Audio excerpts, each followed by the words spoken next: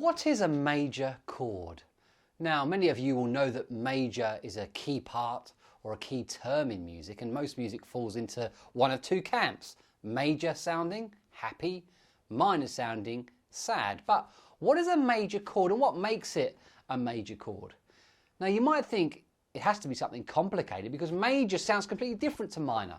Maybe loads of things change to make a minor chord into a major, or the other way around, vice versa.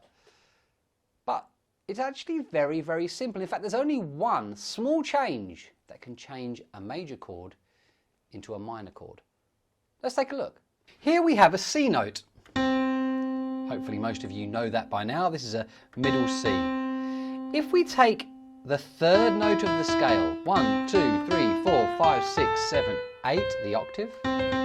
If we take the 1, 2, 3, the third note of the scale, and play it with the first note, and we add the fifth note of the scale with the first and the third, we get a three-note chord, which is called a triad.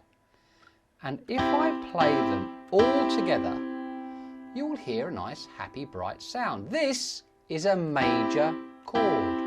When you take the first note of the scale, the third note of the scale, and the fifth note of the scale, and play them together. Now, this would be a C major chord because the root note, or the tonic, is a C. This is the note that gives it its name. This is a C major. If we change that, suddenly it wouldn't be a C major anymore at all. But it's a C major because we've taken the first, the third, and the fifth and played them together. Now, you could put the C up here. That's a C as well. Still a C major because we've still got the same notes, the third, the fifth, and the octave, but it's still a C.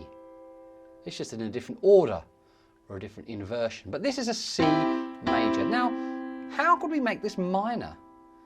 Well, did you know only one note changes? The tonic note, or the first note, can't change because that's what gives it its name.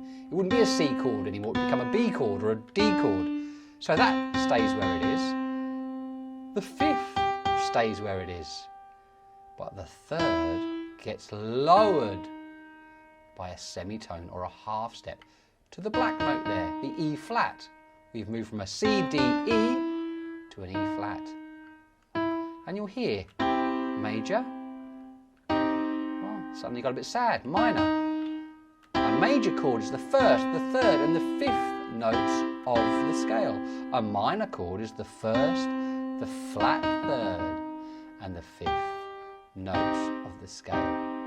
In this case, the C major scale. Now, if we want to play a C minor scale, we would play that note there, the E flat, instead of the E. We could play every single other note the same. But if we play that black note, that flat 3, immediately minor. Here's the major scale. Here's the minor scale. Every other note was the same except this third. Major, minor, major, minor. That's why the thirds are so important when building a chord. So there you go, major chords and minor chords.